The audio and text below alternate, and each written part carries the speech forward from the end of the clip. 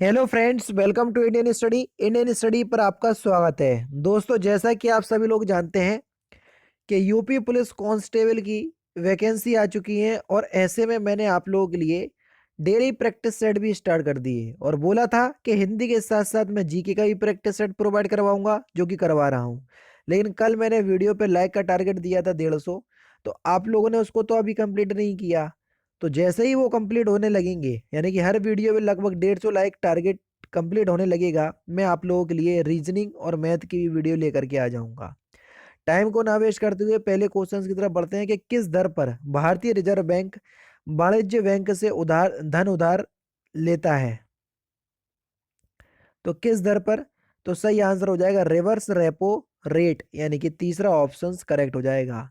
भारत का उपराष्ट्रपति बनने के लिए न्यूनतम आयु कितनी होना चाहिए? अगर आपको भारत का उपराष्ट्रपति बनना है तो कम से कम आपकी एज कितनी होना चाहिए? तो कम से कम 35 वर्ष की होना चाहिए। दूसरा ऑप्शन बिल्कुल करेक्ट। निम्नलिखित में से कौन सा न्यायिक आदेश उच्च न्यायालय द्वारा किसी व्यक्ति की किसी सार्वजनिक कार्यालय पर अधिकार करने से रोकने के लिए जारी किया जाता है?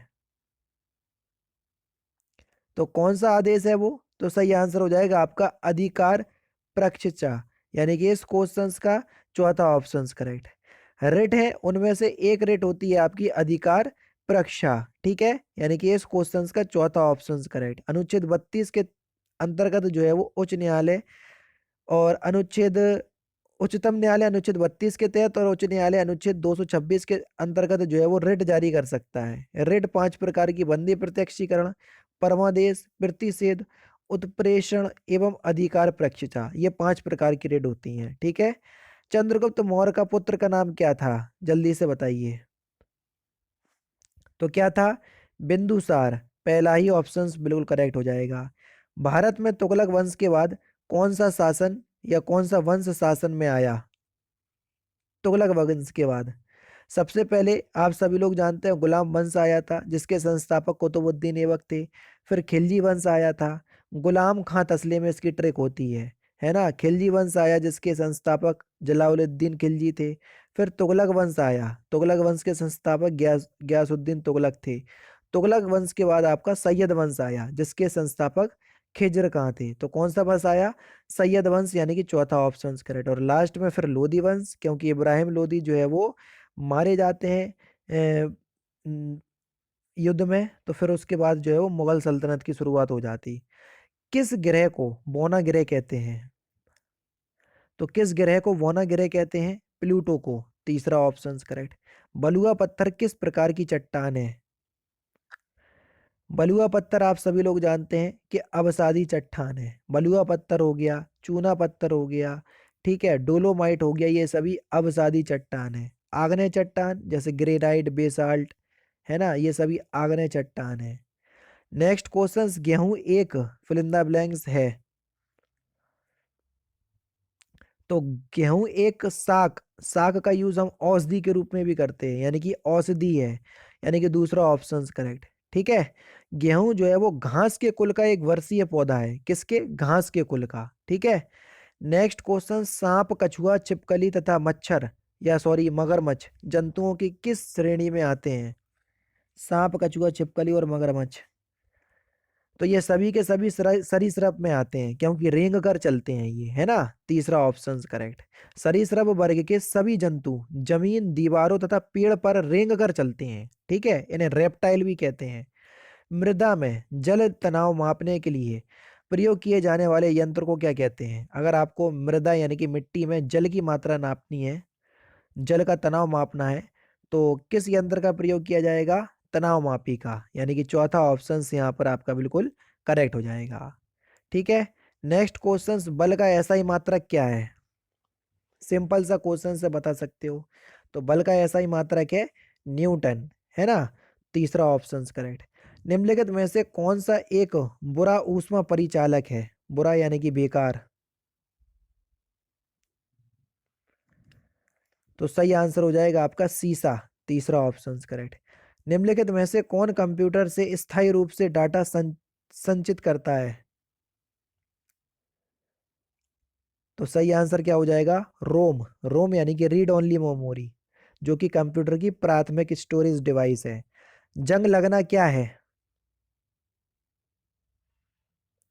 जंग लगना जो है वो एक रेडॉक्स अभिक्रिया है। रेडॉक्स अभिक्रिया में ऑक्सीकरण और अपचयन दोनों होता है। तीसरा ऑप्शन करेक्ट। निम्नलिखित में से कौन एक धूम कोहरे का घटक नहीं है?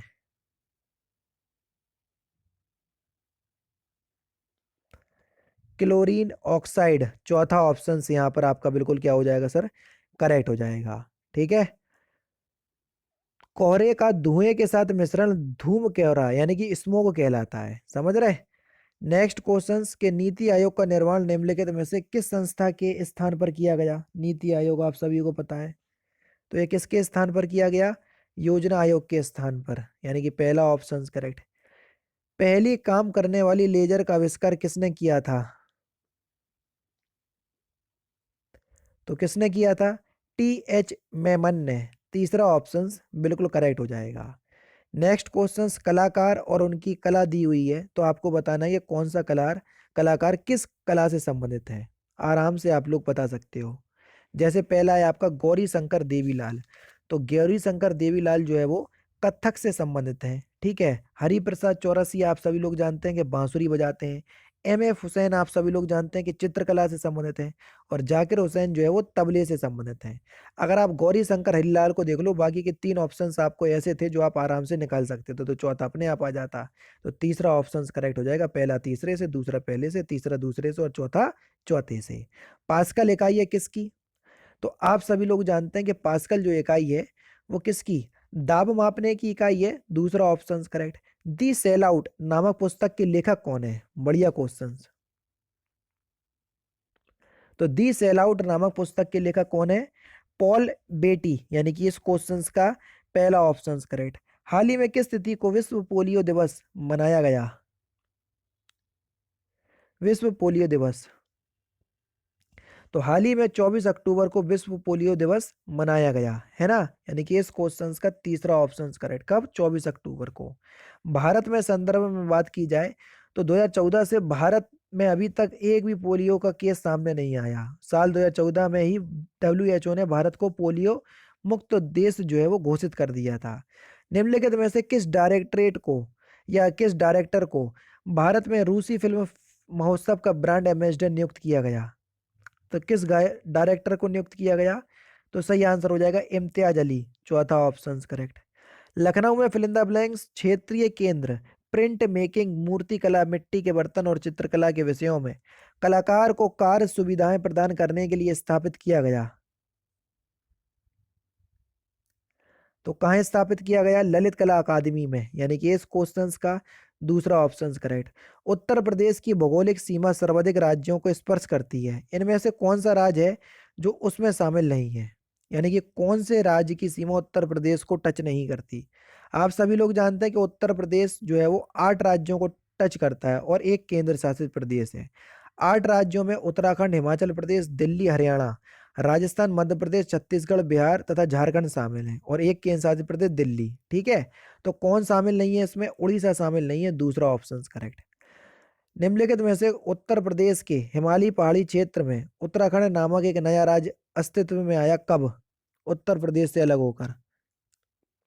तो ये 9 नवंबर 2000 में, यानी कि इस क्वेश्चन का दूसरा ऑप्शन करेक्ट हो जाएगा। उत्तर प्रदेश में योगी आदित्यनाथ सरकार ने केंद्रीय मानव संसाधन विकास मंत्रालय के साथ मिलकर उत्तर प्रदेश में फिर ब्लैंक सुधार के लिए महत्वपूर्ण ढांचा विकसित करने का उद्देश्य दिया।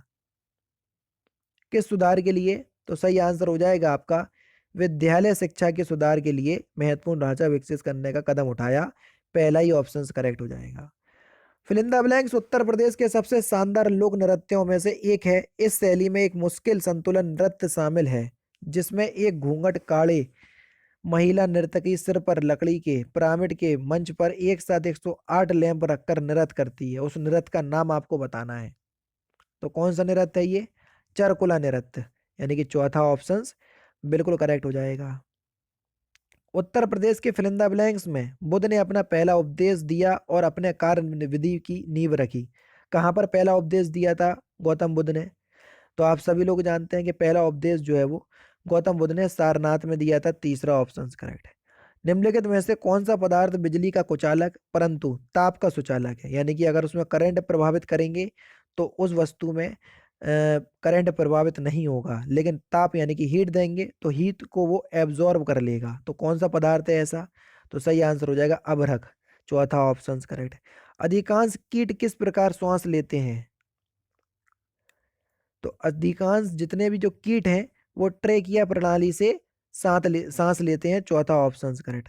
रिजर्व बैंक ऑफ इंडिया की स्थापना किस वर्ष की गई? तो आप सभी लोग जानते हैं कि रिजर्व बैंक ऑफ इंडिया की स्थापना स्थापना की बात करें तो 1935 में की गई और इसका राष्ट्रीयकरण 1 जनवरी 1949 में किया गया। ठीक है। उत्तर प्रदेश राज्य का राजकीय पक्षी कौन सा है? 37। तो आराम से बता सकते हो कि राजकीय पक्षी की बात करें तो सारस है, राजकीय पशु की बात करें तो बारहसिंगा है, राजकीय मछली चीतल है, राजकीय वृक्ष अशोक है और राजकीय पुष्प पलाश जिसको टेसू भी कहते हैं वो है। चौथा ऑप्शन करेक्ट। लास्ट क्वेश्चंस के किसी ग्राम पंचायत द्वारा उप प्रधान को पद से हटाने के लिए कम से कम कितने पंचायत सदस्यों का समर्थन आवश्यक है? तो कितने सदस्यों का समर्थन आवश्यक है? तो इस क्वेश्चंस का आंसर आप मुझे कमेंट बॉक्स में बताएंगे। तो दोस्तों ये थे आपके जीके के इंपॉर्टेंट क्वेश्चंस जो कि आपकी आगामी परीक्षा यूपी पुलिस कांस्टेबल के लिए बेहद इंपॉर्टेंट है। वीडियो अगर आपको अच्छी लगी तो प्लीज़ दोस्तों वीडियो को लाइक और शेयर जरूर कर दीजिएगा। मिलते हैं फिर नेक्स्ट क्लास में नेक्स्ट सेशन में। जय हिंद, जय भारत।